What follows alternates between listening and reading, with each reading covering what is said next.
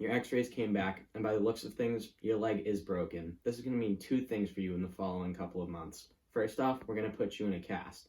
Then, we need you to follow some weight restrictions that you cannot exceed on your leg for your leg to heal properly. I'm way too busy for this. It doesn't even hurt. I'm fine. Anyways, how am I supposed to tell what 10% pressure on my foot even is? I haven't been listening to... Charlie, focus. Listen to what I'm saying. Did you hear me? If you do not follow these rules, your leg is not going to heal properly, and it's going to take more time for it to heal.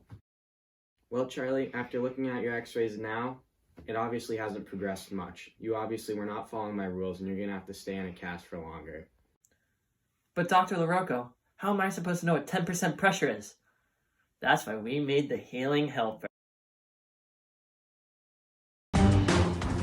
Next into the tank is Charlie Breen and Owen LaRocco. Charlie is in the top third of his class, taking many AP and STEM classes during his time at Windham High School. He hopes to attend a college in the area for engineering management.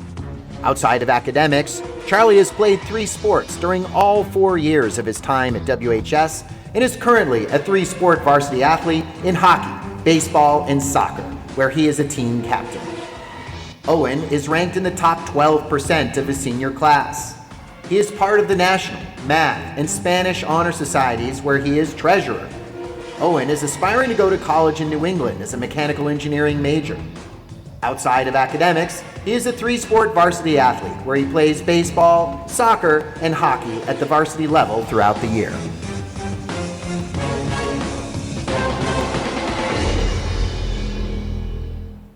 Hello, Sharks. My name is Charlie.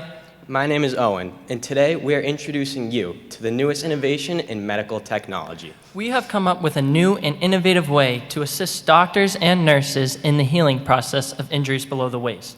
This problem came up when I was talking to a family friend of mine who is a nurse practitioner. She has to deal with lower body injuries in patients who have partial weight bearing and non-weight bearing injuries pretty much every day.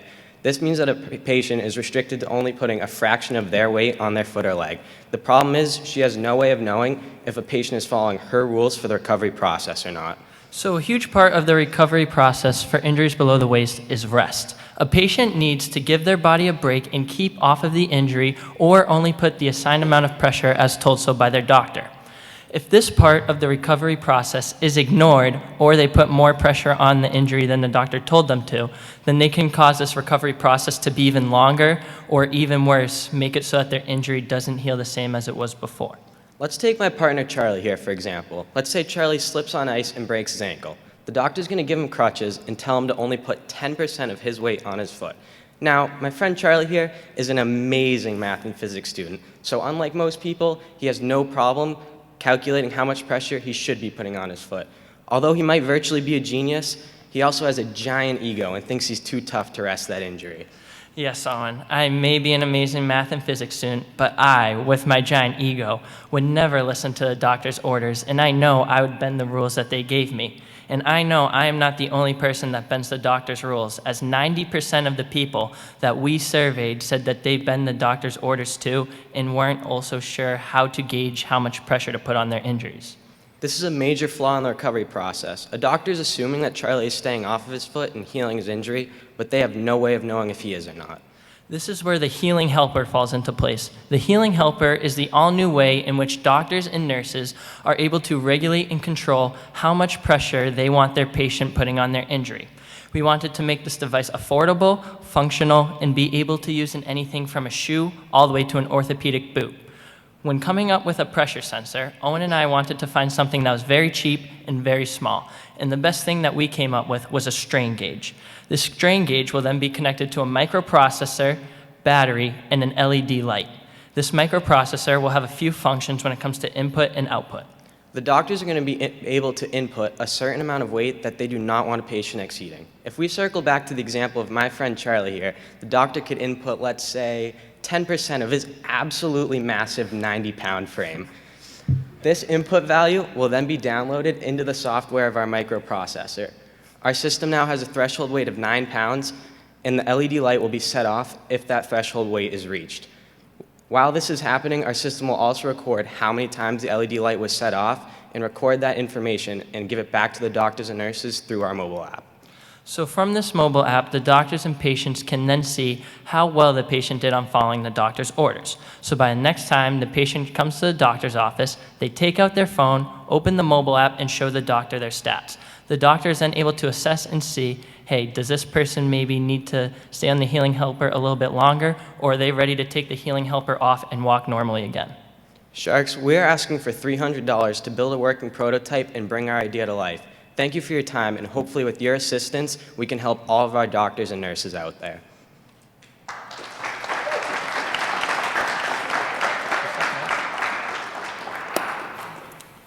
So how does the data get from your foot to your phone? So that's something so the microprocessor that we were looking at is an Arduino Nano with BLE. So it would record the information and get that through in the microprocessor and then send that to your phone through Bluetooth. And what's the battery life? The battery life, so that's something that we've been researching a lot, and we figured, I believe it was 13 watt hours, and we figured over, say, a 6-week span, give or take, we found a battery which is a CR2032, I believe, which is a small coin cell battery, one that you put in your watch. It's very small, and it will be able to last that 6-week period. I believe you're off by over an order of magnitude in that calculation.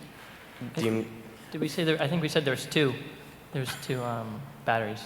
From like those watch batteries, we had 2 of them. They hold nowhere close to 13 watt hours. Oh, I might have the number wrong then, but I remember, sorry, the calculations we did, Yes. we found that the small watch batteries would be able to support like a 6-week period. Okay. The cast is this big, there's not room for it. Yeah, I guess. Did you have more? Go ahead. One of the things you might want to consider is the Arduino could go to sleep, and you could, with the motion sensor, it could wake back up again. Yeah. So that way, it's when the person's laying in bed and they're moving around, whatever, sometimes people, or they're getting out of bed, you can't stop how much pressure they're going to put on at that point. But that's when it wakes up. Yeah. Yeah, exactly. That's something we'd definitely be willing to look into Yeah. if we got funded with this. And out of curiosity, how does the user, doctor, that whole group, how do they pair their computer or app at the doctor's office to the cast that gets put on, and then how does the patient pair to record? I'm not exactly sure how the sensor connects to a phone through Bluetooth. No, I get that part. I understand it's Bluetooth, but you're pairing one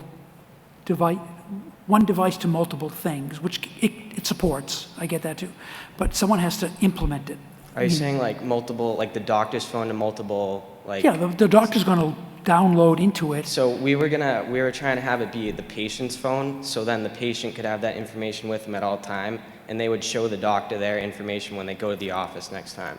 Right, but does the doctor use the patient's phone to load the weight? Yeah. The allowable weight? Yeah. Okay.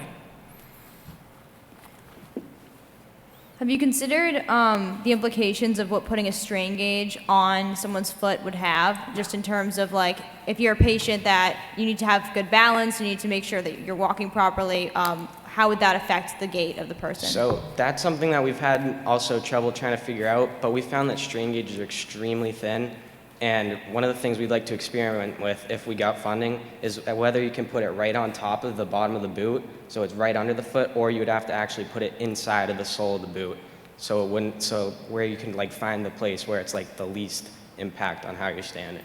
So a strain gauge works by sensing the strain of the substrate it's attached to. If you attach it to something that is not very well understood, you have an interesting calibration problem. Have you thought about how you would address that? We haven't thought about that exactly, but we're thinking it's something that it's going to be like proportional to the amount of pressure you put on.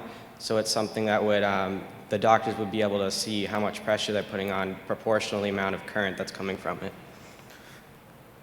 Yes. So do you plan to only have this in use on the orthopedic shoe that is the same material all the time, or do you plan to compensate for different parts of the healing process where a patient may be able to use regular shoes, however they still want to be aware of where they are in the healing process and how much pressure they're putting on because that question about the substrate does interest me as well.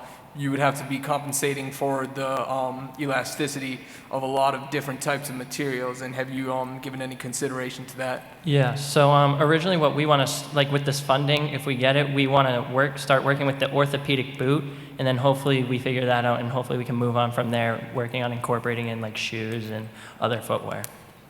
We're trying to hopefully make it so it can go from anything from a boot to a cast to a shoe, so that no matter where you are in the recovery process, it will be able to be used.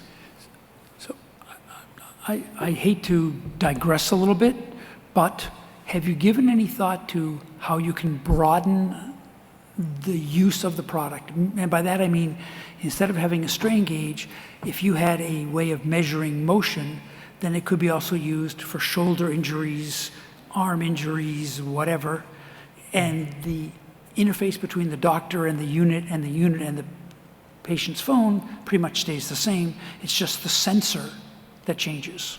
Yeah. That's good. Well, we really haven't thought about that yet. We really just focus on foot injuries, but we certainly would be like open to just changing the sensor up maybe, and then looking at other parts of the body too. That's something we were thinking about, like wrist injuries, elbow injuries, anything from that, but it would be tough for us to like get enough funding for make different sensors for all of that from here. So if we were able to bring the product further, that's definitely something we would look into. For data sharing, have you considered things like Google Fit and other applications that already take input from a variety of other medical sensors? No, we haven't really considered that yet, but it sounds like a very good idea. We really just stick with the patient having it on their mobile phone for security purposes, because we didn't want to risk like their information getting stolen or anything. So we really just tried to keep it on their mobile app, so it was just them bringing it to the doctor's office themselves and not like risk it being stolen or anything. Okay. So depending on how much attention the patient is paying to whatever alarm there is, they may or may not notice that blinking light that gives them feedback saying, okay, you're putting too much pressure, ease up a little bit. Do you have any plans to put any sort of similarly sized alarm that may grab the patient's attention a little bit more? That's another thing that we've been discussing back and forth a lot, was whether a light or a sound or like a little vibration, and it's something that we'd want to experiment with if we got the funding. We just, like, we can't tell right now if you're going to notice a light there. We want to see how noticeable it would be if it's actually on there. Yeah, originally when we were talking about putting the sound in, we thought that may be like too annoying for someone if in public you're, say, out to dinner with your family or something, and you just constantly hear beeping and beeping noises, that it may just be like a hassle for someone. Or it could be incentive to behave. Yeah. Hopefully we find that out with some testing. I think that would certainly have a negative effect on the battery life as well, that your product would demonstrate over time. Yeah. Yeah. How much or how many user interviews have you conducted with doctors, and what metrics exactly are they most concerned about when it comes to foot injuries? So like I said in my pitch, I'm family friends with a nurse practitioner, and she was talking to me about how if she could invent one thing right now, this is what she would want, something that where a patient is able to tell how much pressure they're putting on their lower body and be able to tell if they're exceeding what they should be for her rules for their recovery process. Will my insurance cover this? I thought it went pretty well. I think we did all right with our first presentation. The questions, they were pretty tough, but I thought we handled it all right. We definitely delivered our lines and script very well. We knew it was going to be a challenge coming in, answering electrical questions about two of like the smartest guys that know about all that stuff. So we knew it was certainly going to be a challenge, but I think we delivered. So great pitch, guys. You did a really nice job delivering the product, your passion behind it. Clearly, you're beginning to do some market research. I would encourage you to definitely keep talking with doctors through connections you have, or just using that student card and starting to make connections, and just ask them like what that process is like for their patients, how many of their patients suffer from getting injuries while in their boot, and just start to really, I think, vet like how different things that you can do to help alleviate that. I think that the concept is really neat. I think that overall, definitely something that's very prototypable for capstone purposes. So, yeah, overall pretty positive feedback from me.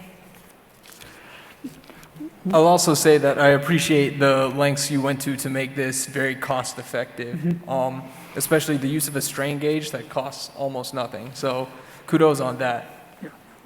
One of the things in doing some research, was that there's apparently a large number of people that suffer heel and sole damage and pain while in the casts and boots. And one of the questions we had was, with the strain gauge, how will that be placed so that it doesn't further irritate the sole of the foot? Because we love the concept of what it's doing and the benefits of knowing that you're not putting too much pressure or you're putting enough pressure on it. It's just doing it without further damaging, the foot in this case. Yeah. Yep. You're welcome, guys.